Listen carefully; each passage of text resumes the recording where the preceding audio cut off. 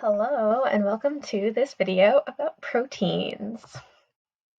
So, I feel like every every video lecture starts with an attempt to convince you why this topic is important, and our lecture about proteins is no different.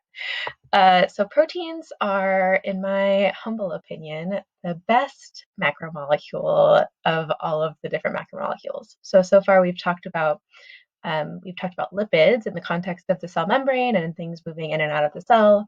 We've talked about carbohydrates in their role in cellular respiration and giving us energy. And now we're going to be talking about proteins, which is the third member of the macromolecule family. And just FYI, the fourth member of the macromolecule family is nucleic acids, and we'll be talking about that next. But like I said, in my opinion, proteins are the best one, and that's because proteins do so many things for organisms to do they do everything. They're so multifaceted. So to develop and grow up, to do any sort of biochemical reaction that's happening in your body, to change the way that you look, all of these things they have to do with proteins. So this slide is outlining some of the basic functions that proteins have and the roles they play in different kinds of organisms. So one of those functions is they make us who we are physically. So proteins play a big role in what the structure and sort of basic features of an organism are. So if you're thinking about your hair and your fingernails, those are made of proteins. If you're thinking about the color of your eyes, that has to do with pigment proteins that are causing your eyes to be the color that they are. If you think about also movement, so like muscles and cartilage and bones and all of that, all of these structural pieces that allow us to exist and get around, these are all proteins that are doing those jobs. Proteins are also important for developing young organisms. So if you think about things that hatch from eggs, so birds, fish, things like that, the egg yolk has a lot of nutrients. It's a really nutrient-rich energy source for the developing organism. And so these egg yolks have a lot of proteins and fats stored within them, so that they can be a really nutrient-rich energy source for the developing animal. Same thing with milk. So milk is supposed to be a high energy food for developing organisms. So these are high protein foods that support the development of young organisms. One huge role that proteins play has to do with speeding up the chemical reactions that we need to stay alive. So all of the chemicals involved in processes like cellular respiration, the chemical reactions that are involved in breaking down our food, chemical reactions involved in photosynthesis for plants, all of these chemical reactions that occur within cells would take such a long time to happen by themselves. They would happen so slowly that they wouldn't be able to support life. But one thing that proteins can do is they act as enzymes to speed up these reactions so that they happen quick enough that they can be actually useful for the organisms that are trying to use them to get energy from food, et cetera, et cetera. Another role that proteins play has to do with communication. So this is being covered up by my Loom recording icon, but communication, so I listed hormones, that's the word that's covered up, and receptors on cell molecules. So on cell molecules, on cell membranes. So the way cells talk to one another has to do with molecules binding to proteins embedded in the cell membrane. And this lets a cell know sort of what's going on in its outside environment. And then one of the things that can bind to receptors like that is a hormone. And hormones can be either lipids or they can be proteins. And I'm showing here a picture of insulin because it is an example of a protein hormone, and it has to do with helping us to regulate our blood sugar levels. So hormones and receptors on the outside of cell all are important for this communication role that proteins can play. And then we also need proteins for defense. These proteins, this word says immunoglobulins. So that's a really important family of proteins in our immune system. So when we're thinking about our immune system being trained to recognize pathogens, these immunoglobulins are cells that basically produce. This is a cell right here that's producing immunoglobulins that will train our immune system to recognize foreign bodies. And then finally, transport. So I listed here channel proteins. So this should be familiar based on our last unit on membrane transport when we're thinking about large molecules or hydrophilic molecules or charged molecules. We said that those couldn't pass the cell membrane by themselves. They needed a carrier protein or a transport protein. So proteins play a role in that. I listed here as another example, hemoglobin. So hemoglobin is a protein that is found in red blood cells that helps to carry around oxygen in our blood. So all of your tissues getting the oxygen that they need is thanks to hemoglobin running around in your blood and delivering oxygen to where it needs to get to. So let's take a closer look at the structure of a protein and how they're made. Proteins are made up of amino acid subunits. So this is really, really similar to our carbohydrates. So when we're thinking about how a carbohydrate is made, we had those sugar building blocks. Remember, we said we have these monosaccharides that we can connect together in various ways to form disaccharides. And then if you connect a bunch of different glucose molecules together, you can get a polysaccharide. The same sort of idea is true for proteins. So they're made up of subunits in the same kind of way. The big difference is that there's a lot more variability in the kind of subunits that proteins are made up of. So these subunits are called amino acids.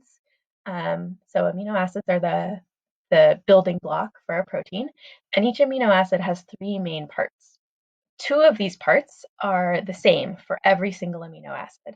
So every amino acid on one side is going to have this amino group, and the amino group is a nitrogen atom connected with three hydrogens. And every amino acid is also going to have this carboxyl group. So a carboxyl group is a carbon with a double bond to an oxygen and then an O or an OH over here. So this carboxyl group is on the other end, opposite of the amino. And that's the same for every amino acid as well.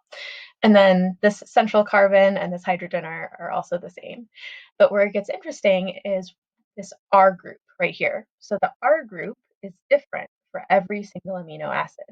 So every building block of a protein can come in different flavors depending on what the R group looks like. And there are 20 different R groups and therefore 20 different amino acids because each different R group is its own kind of amino acid. So you can see here in this chart, different kinds of, you can see it's a little hard to see because it's a little small, but you can see this NH3 over, or NH2 or NH3 over here, and then this carboxyl group over here, but then you can see where the R group is. All of these look different. So this is just a hydrogen, this is CH3, this is CH with some branches off the bottom, this one has a sulfur in the end there. So depending on what the R group looks like, we get a different amino acid. So this is, if it's just a hydrogen, we call it glycine. If it's a carbon with three hydrogens, we call it alanine.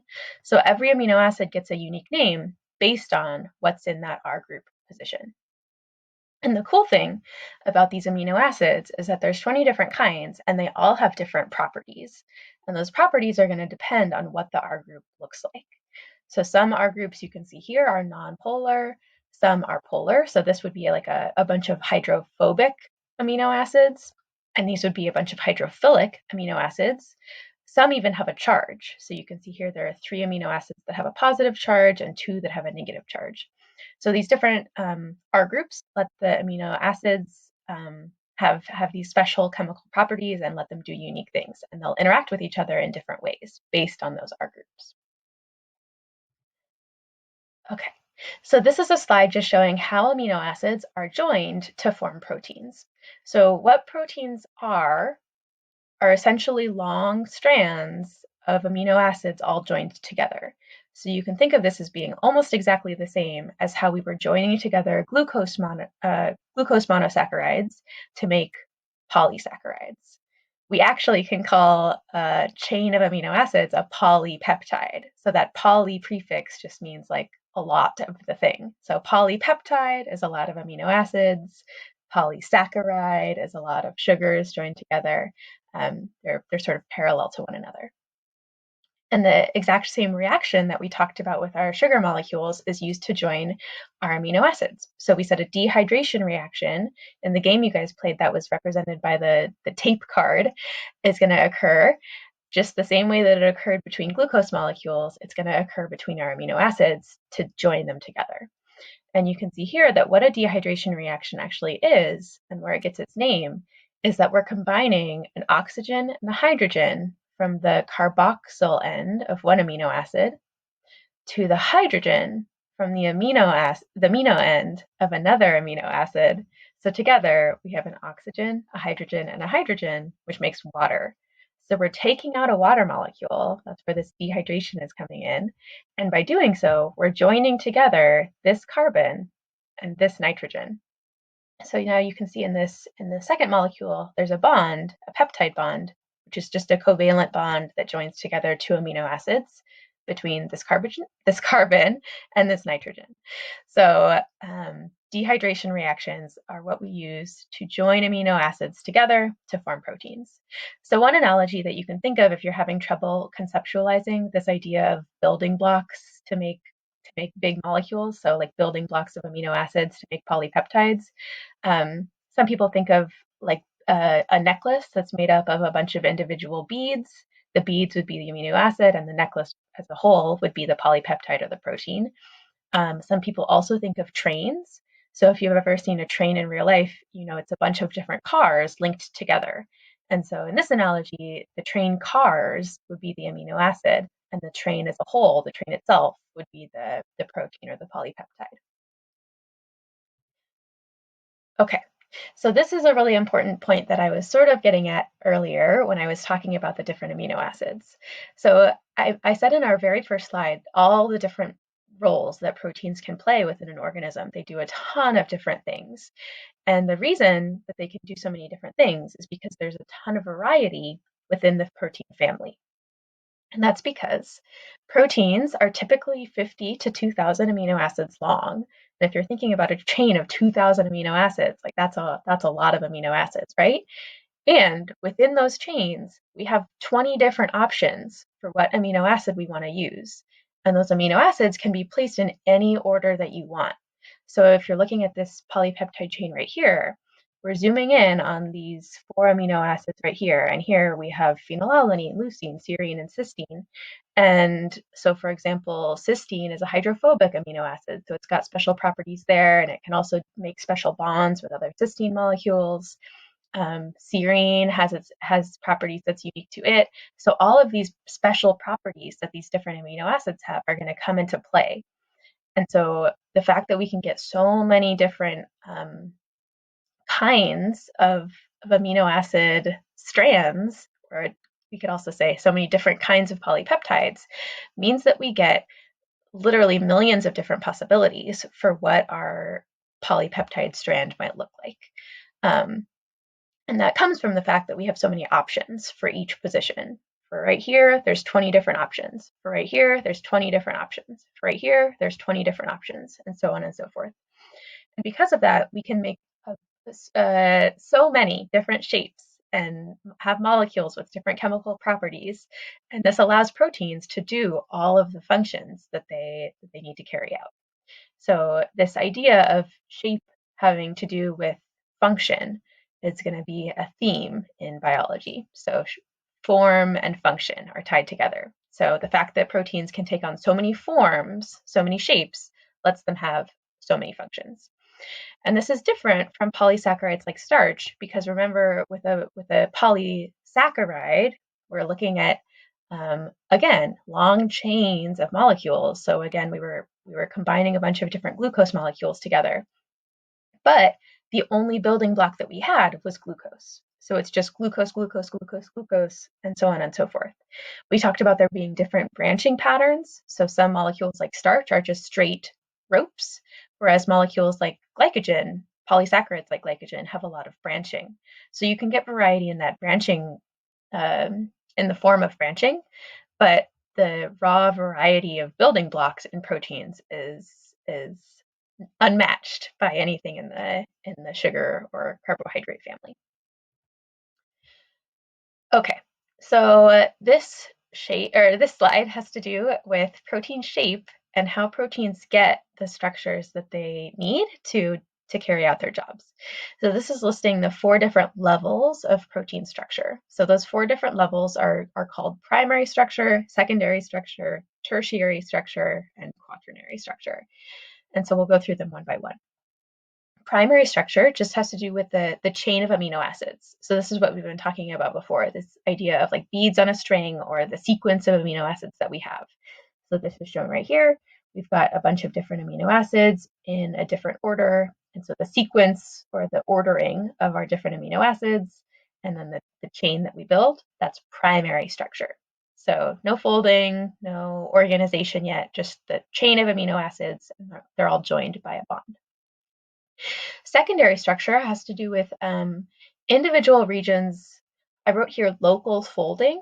So that just means that within a particular like small area of this chain, we're going to get particular structures. And the most common patterns that we see are these things called pleated sheets, which are basically sort of like zigzag lines, and alpha helices, which are sort of like curlicues. So if you've ever curled ribbon on a present, or if you know what it looks like if you were to like wrap a pipe cleaner around a pencil and then pull the pencil out, the thing that you're left with. That's sort of the form that these local regions of the polypeptide are going to fold into. So you might get a little region that's got a pleated sheet here, and you might right here get a little region where we're folding into an alpha helix. So it's not the whole amino acid chain, it's just particular little regions that are folding into these structures. Tertiary structure is where you're getting the actual sort of final 3D shape of the protein itself. So even though we've got local structure right here, so you can see like this region is actually an alpha helix. The whole protein is as a whole, the chain of the amino acid is bending up on itself. It's sort of crumpling up into like a ball looking shape. And it has to do with the way I said all of those R groups have special properties, and those properties are going to help the protein fold up into the correct conformation. So tertiary structure has to do with interactions between different R groups or different, you can also just think of it as different kinds of amino acids are going to fold up in different ways, and this gives us the final 3D shape of the protein. And then finally, some proteins require multiple amino acid chains to come together. So you can think of this as being one particular amino acid chain that's folded up correctly, and then this darker blue is a separate chain. And so some proteins, actually like hemoglobin, require more than one chain to be a fully functional protein, and that's quaternary structure. Okay, so this is one of the main points. I've already hit on it a little bit, but I want to just make sure the point comes across because I think it's one of the most important ideas for when we're thinking about proteins, what we're really thinking about. So proteins have very, very complex 3D shapes. The pictures in the last slide didn't really do it justice. So in order to be folded correctly, there's a very, very precise conformation that proteins need to take on. So in order to do their jobs, they have to have the right shape. So this 3D shape is crucial for a protein to do its job. So if a protein is supposed to be breaking down lactose, for example. So proteins are enzymes. One protein that you might have or you might not, depending on if you're lactose intolerant, is a protein called lactase that's responsible for breaking down the milk protein lactose. If the protein is just slightly out of shape, if it doesn't quite fit what it needs to, so lactose, the molecule lactose is supposed to fit into this protein, And if it doesn't have the right shape, then lactose can't fit and it can't break down lactose. So that's an example of how the shape of a protein is really crucial for its function. So proteins have complex shapes, and these shapes are determined by the amino acid sequence, so that primary sequence, and they're essential for the protein to function properly. So you might be asking yourself, what happens if a protein doesn't have the right shape? And if it doesn't have the right shape, then it can't do its job. It can't carry out its function. And this can happen if you, for some reason, have the wrong polypeptide chain. If you have the wrong amino acids in the polypeptide chain, that could cause the protein not to have the right shape. You can also ruin a protein shape by denaturing it.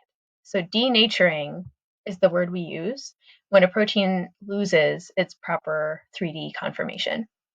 And this can be caused by a number of things. Most commonly, if it gets too hot, it can ruin a protein shape. Changes in pH can ruin a protein shape. So if you put something in a environment where it's too acidic or too alkaline, and also physical agitation can also denature a protein. So when if you've ever either done this yourself or watched somebody else do it, if you've seen somebody whip up egg whites, the egg whites go from being sort of translucent to being opaque, and going from really loose and runny to being really stiff. And that's because you're denaturing the proteins in the egg white by physically like smushing them around, physically whipping them up. This can also happen, the heat example, when you fry an egg, the egg white changes from translucent to white, opaque white, because those proteins are denatured. The yolk also changes color from being a sort of darker, translucent-ish yellow to being a lighter yellow. And then finally, I also wanted to mention, if you've ever eaten something that's cooked in acid, so if you've ever heard of ceviche, it's a fish dish that isn't cooked with heat. Instead, you sort of marinate it in lime juice. And if you've ever seen this, the fish changes. It looks cooked. It changes from like it looking like raw fish to looking like cooked fish. And that's because the proteins in the fish are being denatured by the acidic lime juice. Denaturing can sometimes be denaturing can sometimes be permanent. So if you've ever fried an egg, you know that it's impossible to get the egg to go back to its unfried state, right? So sometimes denaturing is permanent. Other times, denaturing is reversible. So warmed up milk actually denatures the proteins in the milk, but if you let the milk cool down again, they can actually go back to their original conformations and be refolded into their proper shape. So denaturing is sometimes permanent, but sometimes not. Okay, so that was the lecture on proteins. I hope it wasn't too painful for you guys, and I will see you in class soon.